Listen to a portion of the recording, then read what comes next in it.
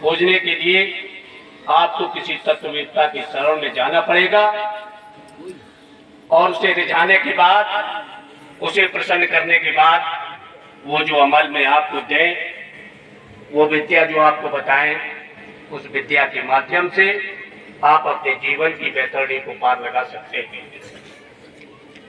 आपके पास में धन की अगाध संपदा हो, अपार संपत्ति हो, भौतिक संपत्ति के माध्यम से आप सुविधाएं तो ले सकते हैं, लेकिन सुख जो अंदर की चीज है वो अध्यात्म के माध्यम से ही प्राप्त की जा सकती है। इसलिए आध्यात्मिकता का वर्णन करने के लिए, चित्त की शांति के लिए दुनिया में जितने भी लोग आए, सबके अपने अपने मंतव्य हो सकते हैं, सबके अपने अपने उद्देश्य हो सकते हैं, लेकिन अंत में सबका एक ही मंतव्य, एक ही गंतव्य हुआ करता है कि हम शांति प्राप्त करें।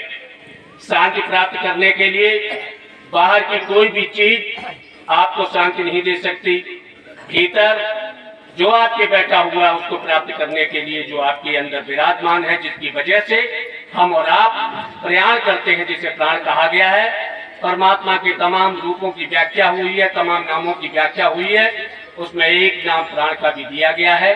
प्रयाण करने के कारण इसको प्राण कहा जा सकता है। उस प्राण को जान लेना ये संतों की बताई हुई विधा है और उसको ऐसे मुकाम पर ले जाना है जहां से परमात्मा का दीदार किया जा सके, जहां से परमात्मा में अपने आप को मिलाया जा सके, जहां दो न रहे, जहां एक हो जाए, जहां इच्छाओं का विनाश हो जाए, जहां कोई रूप न रहे, जहां सिर्फ और सिर्फ स्वरूप प्रकट हो जाए, उसी का नाम तो परमात्मा है। जहां इच्छाओं का विनाश हो जाता है, जहां कोई मांगने की तमन्ना नहीं रहती है, जहां मिटने की लालसा रहती है, जहां देने की लालसा रहती है, जहां अपने आप को पूरी तरह खपा देने का एक नियम बन जाता है, एक धारणा बन जाती है, और उसी का नाम ध्यान है, उसी का नाम पूजा और पाठ है। आपको तमाम तरह की विधाओं को जानने की जरूरत नहीं है। सिर्फ एक विधा को जानने के बाद में जब कुछ भी शेष नहीं रहता, भगवान कृष्ण ने कहा कि आत्मा को जानने के बाद किसी को जानने की आवश्यकता नहीं, आत्मा का निरूपण करने के बाद किसी का गुणगान करने की आवश्यकता नहीं। इसलिए जो गुणातीत है, गुणातीत के भी गुणों को अगर जानना है तो परमात्मा की शरण में, संत की शरण में जाना पड़ेगा। परमात्मा कोई ऊपर बैठा हुआ किसी शक्ति का नाम नहीं है, इन्हीं संतों का नाम है। इन्हीं संतों ने अपनी जिंदगी को खपाया है, इन्हीं जिंदगी हमारे और आपके कारण ही ये धरती और धराधाम पर आए हैं। कहा जाता है कि परमात्मा आपको कहाँ मिलेगा, इन आंखों से देखो, भीतर की नैनों से देखो तो परमात्मा आपको इसी मंच पर बैठे हुए दिखाई देंगे। ये वो लोग हैं जिन्होंने देह तो धारण की, लेकिन देह धारण करने के बाद भी कभी देह में नहीं रहे, कभी सुख शांति के लिए इन्होंने अपने साधन के लिए प्रयास नहीं किया। इन्होंने हमारे और आपके उद्धार के लिए अपना पूरा जीवन समर्पित कर दिया। और उसका सीधा सीधा उदाहरण यह है, ऐसा नहीं है कि इनको गर्मी, सर्दी, शीत लहर वगैरह सताती नहीं है, सब कुछ होता है, लेकिन वो उसमें रहते नहीं, उसका अनुभव नहीं करते हैं। और उसका सीधा साधा जीता जागता उदाहरण हमारे श्री गुरु महाराज जी थे।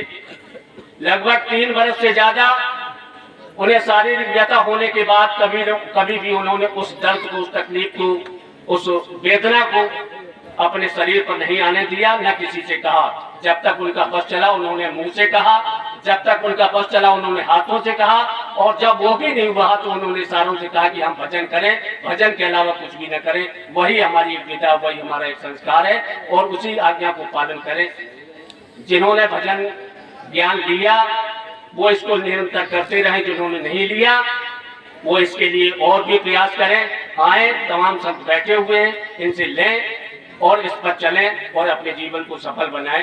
कहते हैं कि आपको दुनिया में सब कुछ मिल जाएगा, लेकिन आत्मा की प्रतीति सिर्फ संतों की शरण में जाने पर भी मिलती है। आपको सब कुछ मिल जाए, लेकिन अगर आपको आत्मा का ज्ञान नहीं हुआ तो आपका जीवन निरर्थक चला गया। कहते हैं मोहब्बत जिसको देते हैं उसे कुछ भी नहीं देते, जिसे सब कुछ दिया उसने उसे इस काबिल नहीं समझा। अर्थात अगर आपको सोने की लंका भी मिल जाए और अगर राम जैसा जीवन दर्शन न मिले तो आप इसका मतलब यह है कि आपका जीवन निरर्थक चला गया। इसलिए अपने जीवन को अमूल्य बनाने के लिए मोहब्बत करना सीखें। मोहब्बत का मतलब परमात्मा का दूसरा नाम है। इन संतों की शरण में आए और ज्ञान का निर्धारण करें। इन्हीं शब्दों के साथ में गुरु महाराज की वाणी को विश्राम देता हूं।